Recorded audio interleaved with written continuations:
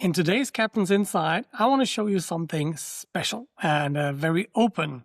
I hope you appreciate it. It's going to be the full first version of the pitch deck that we are going to actively use to acquire investors for Bridesmaid, Christina and my agentic wedding planner.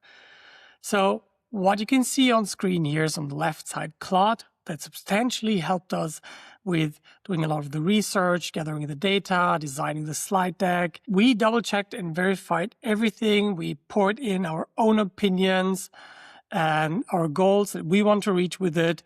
And on the right-hand side, you can see the HTML version that can easily later be exported. It also helped us to build the financial models, which I am particularly peeved about because I'm very opinionated about things like that, because not only building pitch decks, but actually growing companies to be investment worthy was very much my bread and butter over the last 10 years. So it's really cool to be back in the arena and to share all of this stuff with you.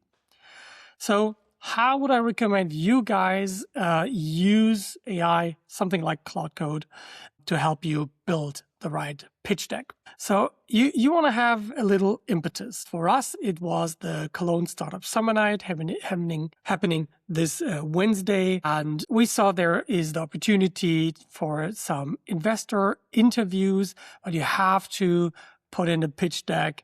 It was not on my immediate agenda to create a pitch deck, but I want to use this to strengthen my idea, to go out there, to communicate, hey, we are committed to this one. We don't mind if this becomes our full-time gig for the foreseeable future, and then we want to take it from there. So, and I want to guide you through what I feel is relevant for people like us who are now building vibe-coded apps and gotten some initial market traction and now say, let's take it serious. Let's raise some money for it. And I think you can adapt my thinking to a lot of that.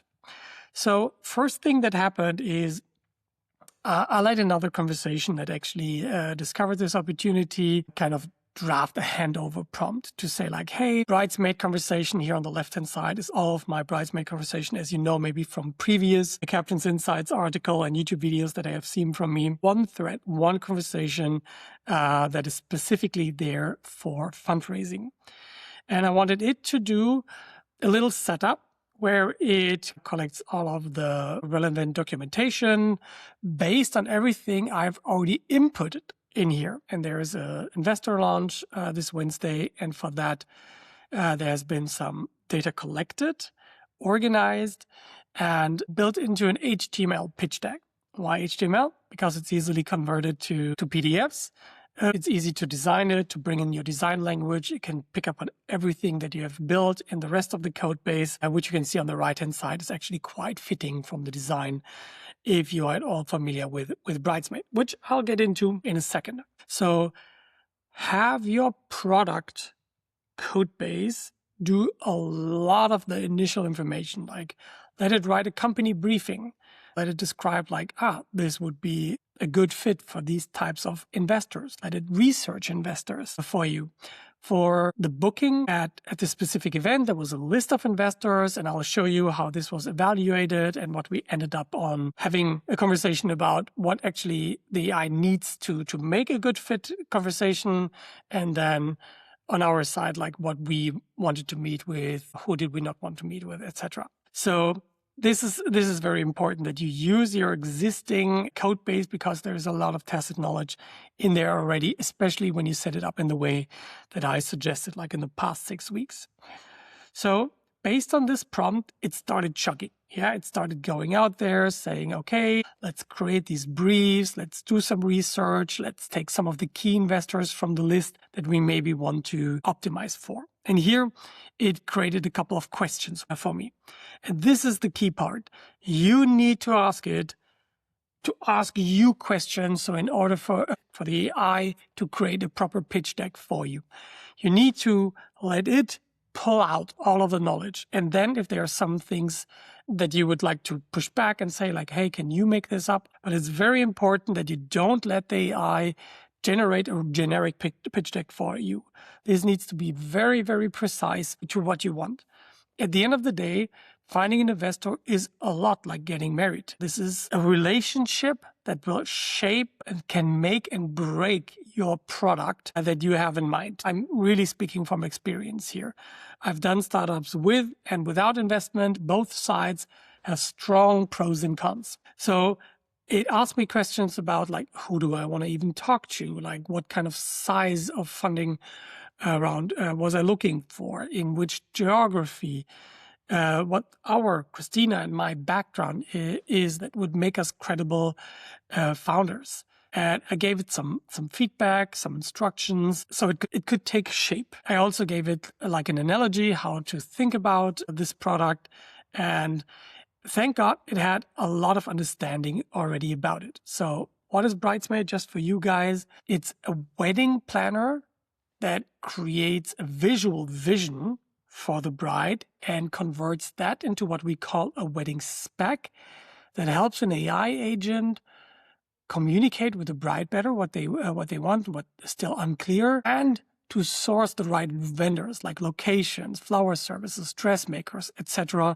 for the bride. So she has an easier time taking this big task of planning a wedding, hopefully together with her groom and maybe her real life bridesmaid, and can just do better planning. So the size that we communicated for Christina and me is a pre-seed round around 250K and at a 1.5 million pre-money valuation.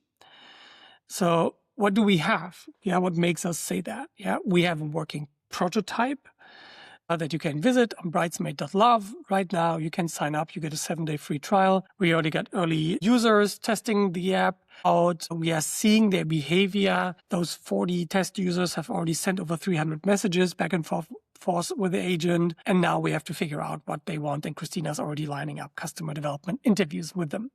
And I would say like a baseline valuation is like $1 million. Bridesmaid is in a very attractive market. We have a decent track record. So we came up with 1.5. Is this based on science? No.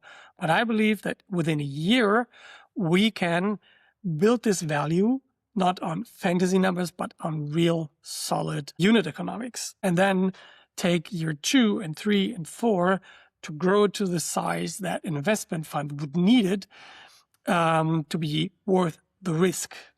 So this is how we come up with that. Another important question is this going to be a B2C or a B2B play? The initial idea was that we build an app that is just for brides use it, brides pay for it. Yeah. But the more we challenged the business model with other entrepreneurs, the more it became clear that it shouldn't be a B2C only model. So we decided in a B2C direction that stands on its own, but have a substantial, more than half B2B focus when we speak about revenue splits, what we believe is going to happen. And this is also what we are looking for in this whole fundraising, like not for somebody to change our initial idea, but somebody who's able to challenge us based on their experience and their willingness to invest in this and signaling by that with their wallet what they actually believe can and cannot work out long time.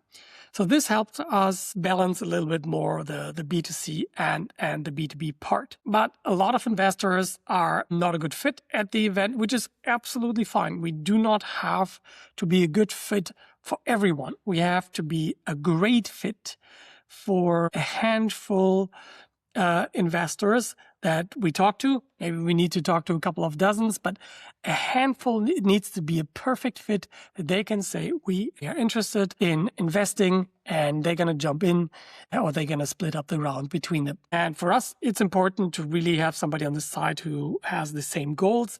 Those we need to express. Otherwise, we fall on our noses. So after some initial evaluation, it came up with a couple of investors that are a good fit. There's Judith Mertens from NRW.Bank. And if I find an angel investor that, for example, is willing to give us $125,000, which would be half of what we are looking for, then NRW.Bank would give us the second half in their seed cap ventures, which matches individual angels with capital. They have different programs for other things, but this would be a good match. I see that. Then the agent correctly identified neoteq ventures as also like a B2C friendly fund that starts at around 250K per ticket. And I've been talking to them in the past and I would love to have them on board. And there's like a medium match for TST or TS Ventures. Later, we found out actually that this is quite a good match, especially in this combination with the NRW.Bank.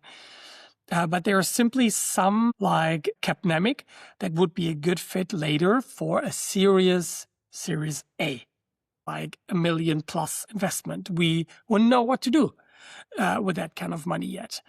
So we are looking for something that helps us get from where we currently are to maybe $250,000 in annual recurring revenue within a year, and let us really allow to focus on that. So then there was a bit of a back and forth conversation, who is a good fit, who is not a good fit. And even this conversation helps the AI to draw a lot of your implicit knowledge and your goals about that funding route out of you. And later you can always change your mind and say like, oh no, I think this and that would be this would be a great idea. And then after a bit of back and forth, you can say like, hey, it's time to create maybe a first version in HTML, which you can see here on the right-hand side. This is already the final version that we are going to send out to the investors, and allow it ideally like to use all of your current traction numbers. My AI has access to all my analytics tools and could easily put this in. It needs a couple of questions answered, and then it created this first version that actually looked quite a lot like this, but the details in it, they weren't that strong yet. So there is zero chance, in my opinion, that a model, doesn't matter if it's like GPT 5.5 or Claude Opus 4.8, can actually just one-shot a strong pitch deck that is a good fit for you and is really taking into account who you're pitching this to.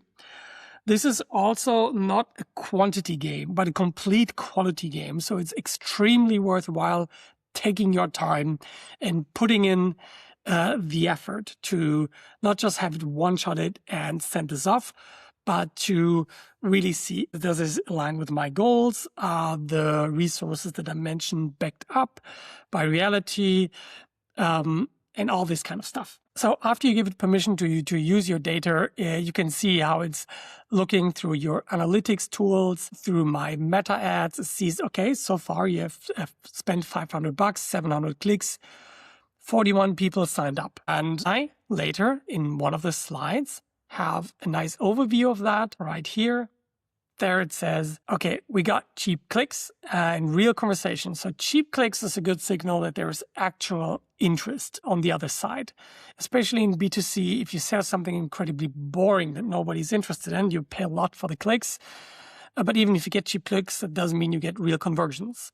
And the story we want to tell here that is backed up by this data is that we started at around €20 per registration in week 1. And then we just did 4 weeks of message testing, funnel optimization, and we went down to €6 for a non-paid 7-day free trial. And we can show how many people were active in there. You can see here the 51% was researched by the AI. 21 people have actually sent messages. All in all, they sent over 308 messages.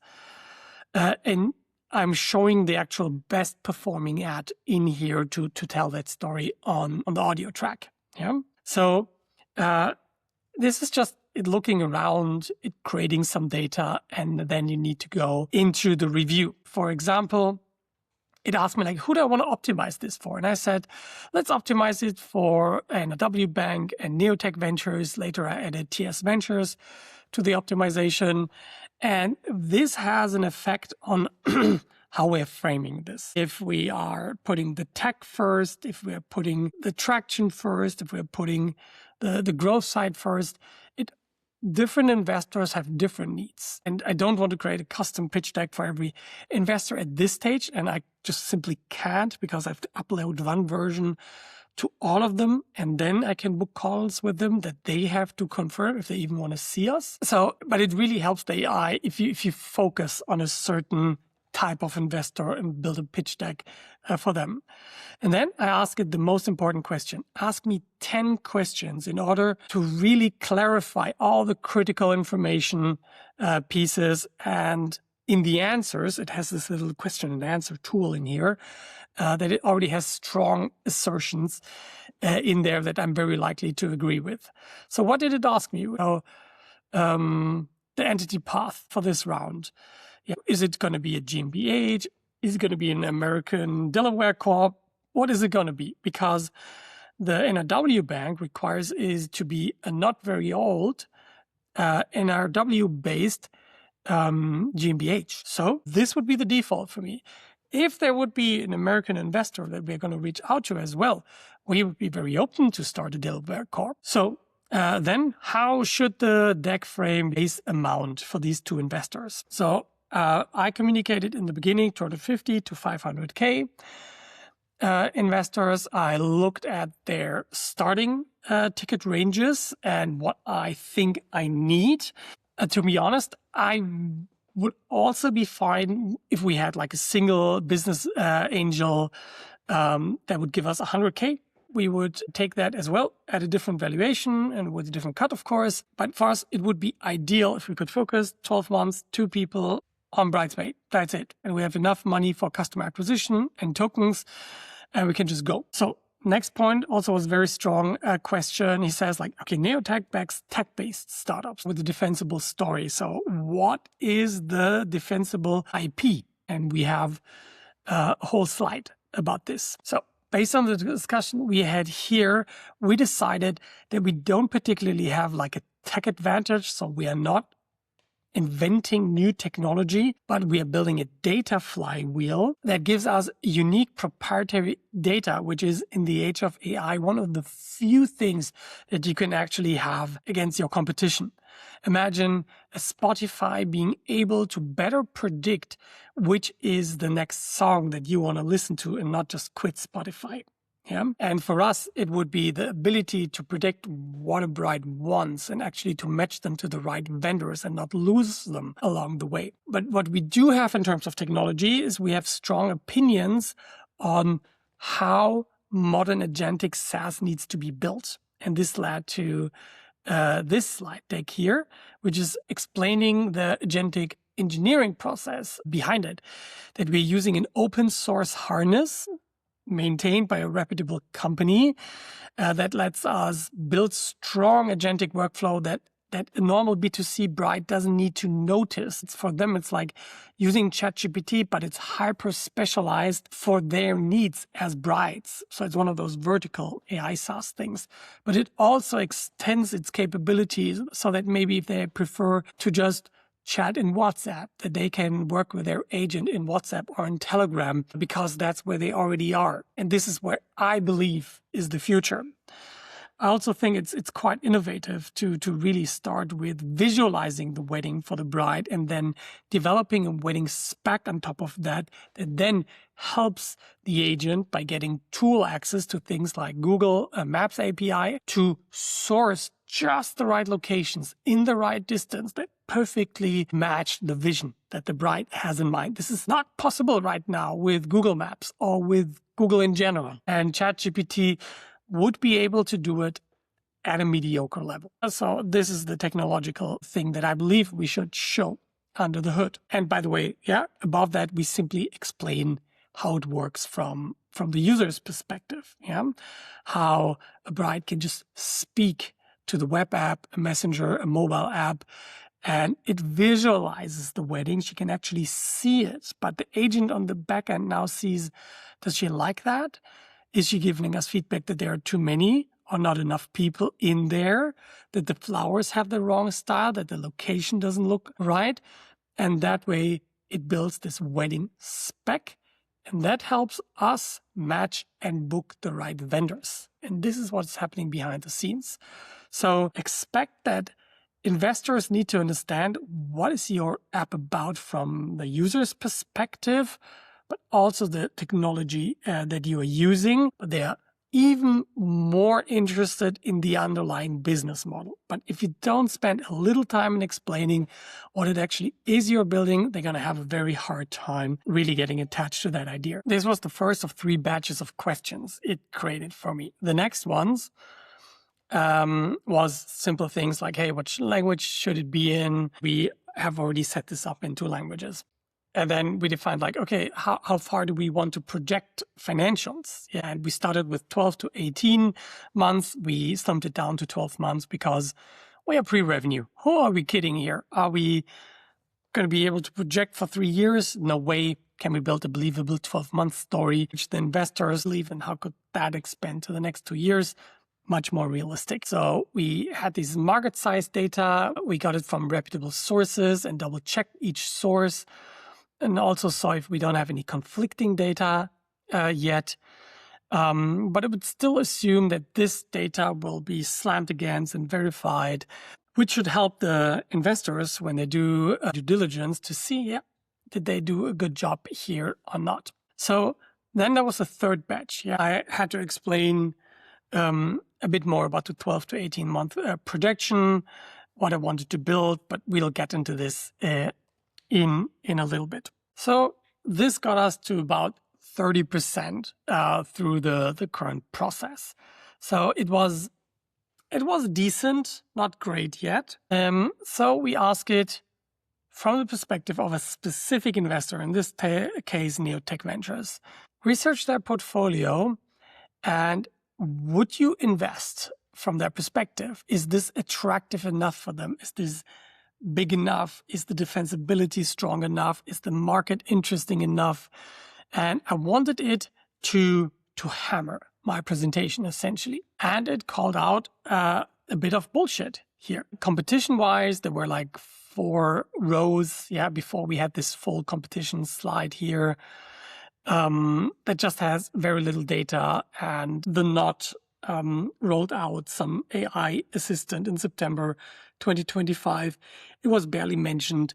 And so we tightened up the competitive overview. The AI was also pretty negative about the competition, always just letting us look in the best light, but this is not realistic. So I told it, you have to double check your assertions. Then it found that the lifetime value is a real problem. We assumed that the brides are willing to pay like $10 a month and maybe some add-ons, and the lifetime value logic just didn't work out properly. And I had to explain a lot more how the business model actually looks like. In this 12-month plan, we really let it open a Google Sheet, and do all of the calculations in there before we asserted this. So here you can see the full 12-month plan and our assumptions that we made about growth. So you can see we really gave detailed information, what we expect users to pay on a monthly basis,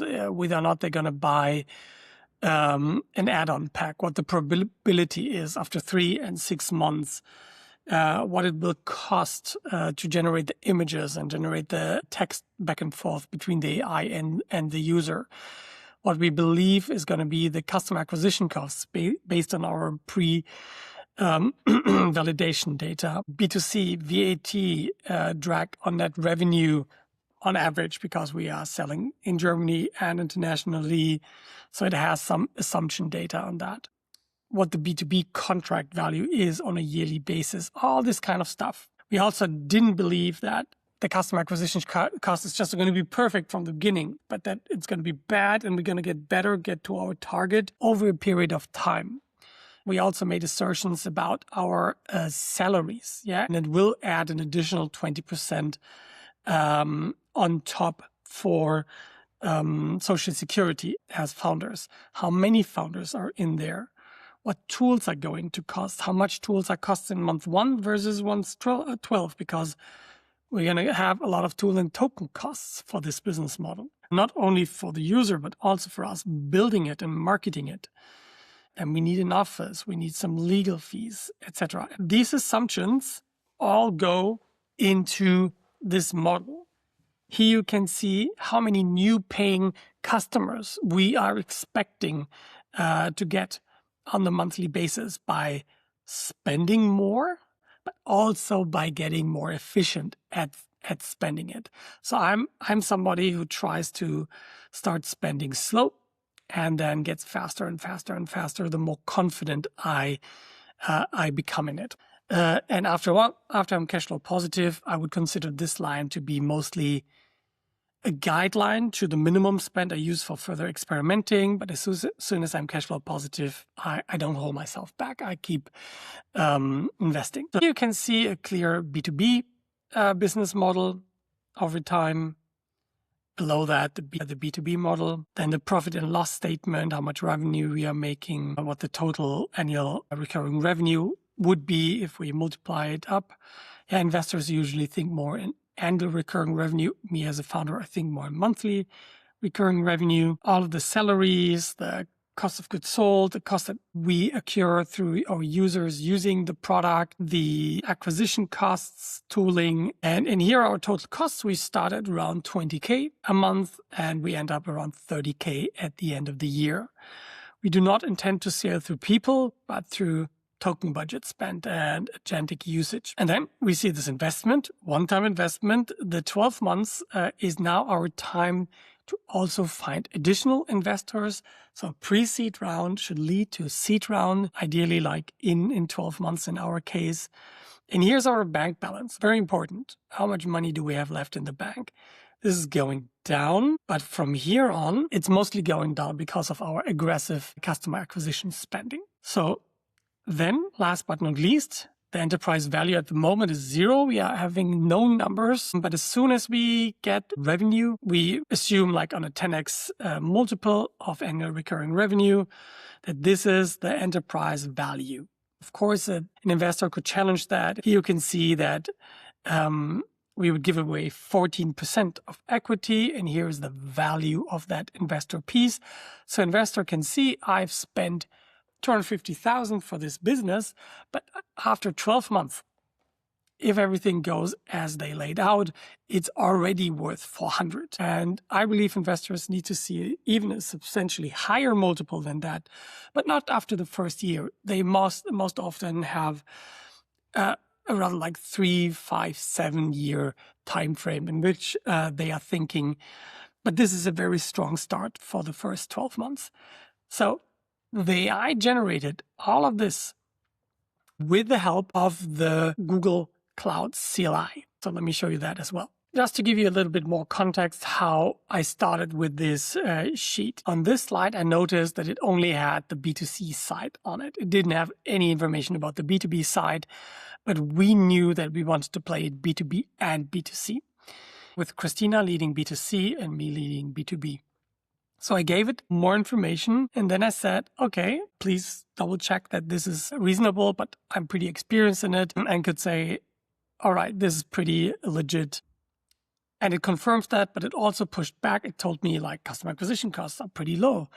Are you sure you can generate a 30 euro paying subscriber for that? I'm pretty confident in that I can usually get the first 3 months of whatever the subscription price is as the customer acquisition. This might become more expensive later as we scale, but not within the first 12 months. Then I said, come on, I need you to take the Google Workspace CLI. We use, by the way, the exact same one that Peter Steinberger has opened for OpenClaw. And we use this, gave it access to everything, and now it created the spreadsheet for us. So everything in here has been validated by me, but it has been created by the AI. All formulas, all assumptions were entered in here. And then I had some opinions on formatting. I made sure that the math was plausible and that I like the way it is laid out. And I believe this would be a good way to show that we really thought about the unit economics and that they have clear things to point to where they can like pull us apart and we can say, like, we thought about this. And then we can have a more educated discussion about the unit economics behind that. This all went back into this slide, 12-month plan, and of course the ask that we went for. The ask is, hey, give us 250K so we can reach 248K annual recurring revenue. So turning a one-time investment into recurring revenue is always very attractive. And the terms which we are currently thinking, we should be getting that. And then the investors have a different opinion on that. But let me tell you, it took quite a while and a bit back and forth to really getting everything right, that the stats are realistic. You cannot trust the AI to get this right from the get-go. The initial version of this was the bank balance never went down. We just made money. It was such a great business model that we just made money. And then we went through the items and made them more credible, adjusted the assumptions. But this sheet is going to the investors as well when they ask for it. So make sure that you trust them. So here's our back and forth discussion about the Google sheet and what we believe is realistic and what is not realistic. It's up to us to make it even better than what we are proposing here, because of course the investor is going to nig and nag here and there and trying to save some of the valuation. So let's go through this slide deck one more time from top to bottom so you see why we have set it up this way. Let's make it full screen. So my goal for the first slide was to clearly explain to the investor, what is it? This is an agentic wedding planner, who this is from, to introduce the story that we are not just co-founders, but also an engaged couple, that this is a working prototype that they can just open, and the rough number that we are looking for. This will already exclude a lot of people, but that is the goal. They should look at it and say, look, this could be for me. So then you open the problem that you are solving. This is always important to pinpoint really precisely. And here is essentially our B2C problem, and here the B2B problem. And the assertion that Christina, our co-founder, is exactly living this right now.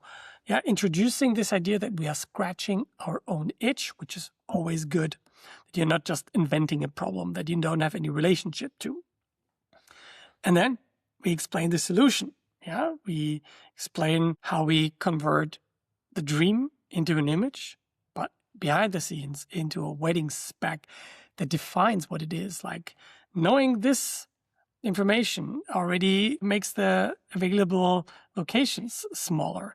Then she wants something outdoor on the countryside. Again, fewer things.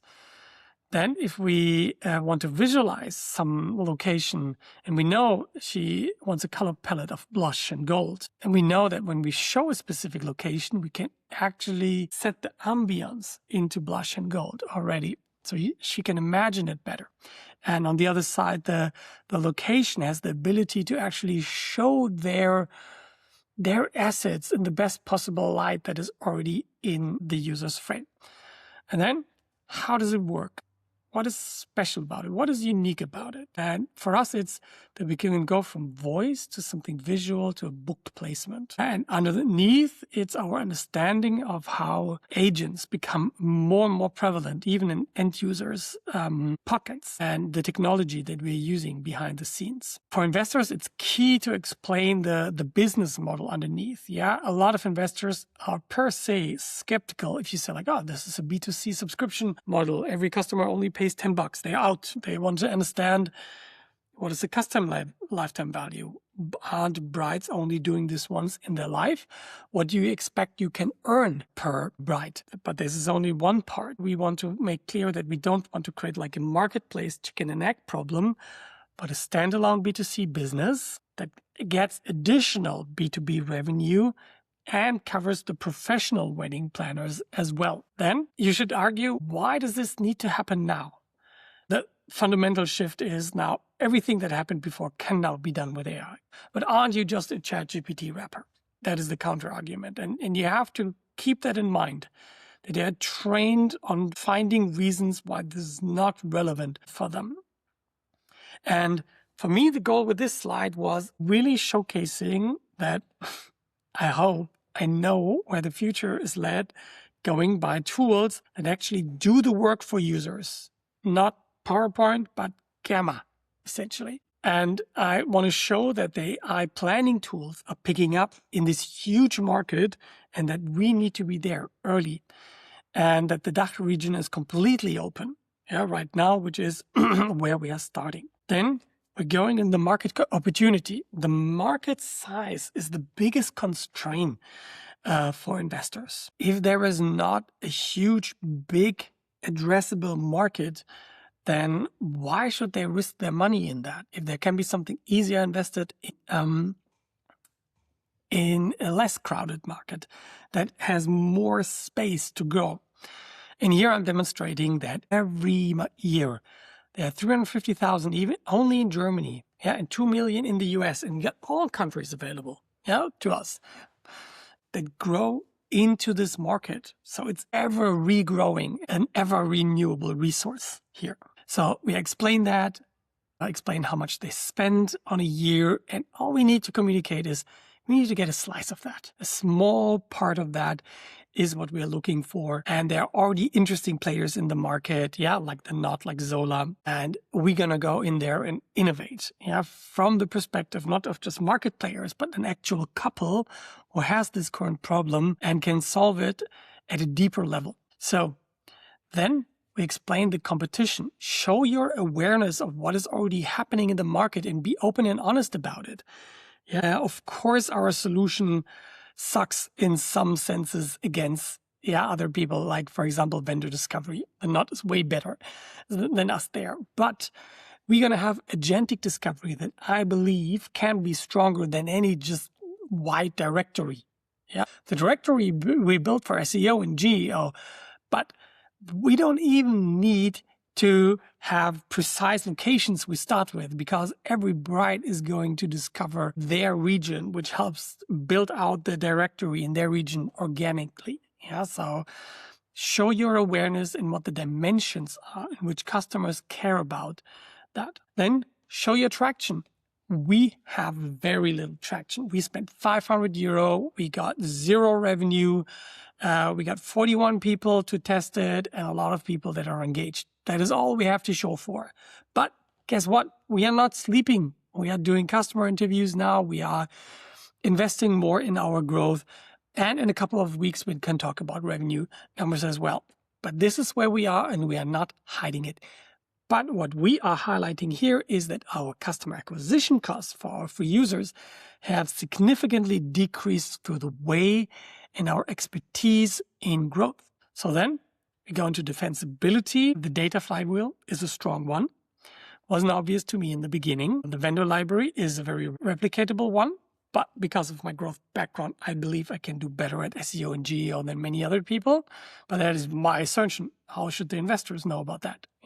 And then I'm tackling this model independence by design, where I know one of the investors that I'm going to interview is pretty anti-US only and pro-European models. So I sneak that in, especially for him. So then we already discussed the 12 months plan. You have to have some idea of what are you doing with the money.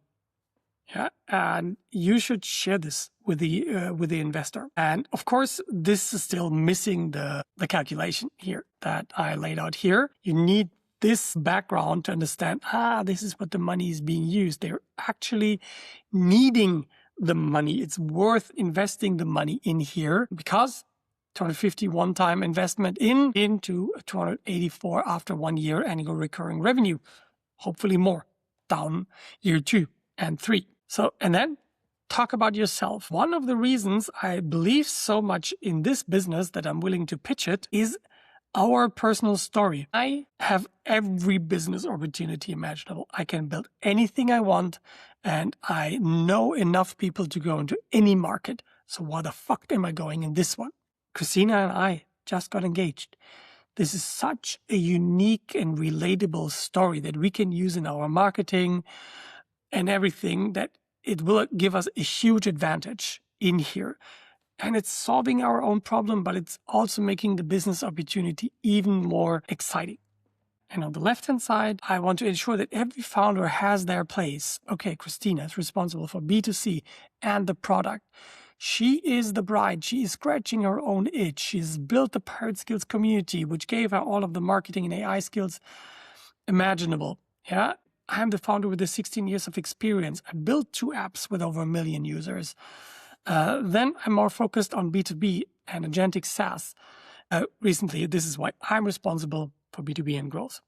And then you wrap things up by formulating the ask. We would love to close a pre-seed round in Q3 2026 and then step on the gas. Yeah, until then we are testing and I'm explaining, okay, I think we're worth 1.5 million. After you invested the 250, that is 1.75, you get 14% of the cake. Yeah, this is what I want from them. Be open and honest about it. Yeah, explain them that you got a clean cap table, no one's in there. We can create a fresh cologne-based GmbH for that, no problem. And if the capital is coming from somewhere else, we also don't mind if it started somewhere else. So then you wrap things up. Hey, thank you. Here's the contact data. Get in touch with us. We would love to talk to you. And this is all created in a fun, seamless conversation. This conversation is now also in your code base. It can be iterated based on the feedback that you are getting from investors, from other stakeholders, from fellow co-founders, from the bank. And they're going to hammer this and you can update it. And this goes into your strategy around which you build your business. And as you know me, I have for everything my own folder, my own conversation in the agent.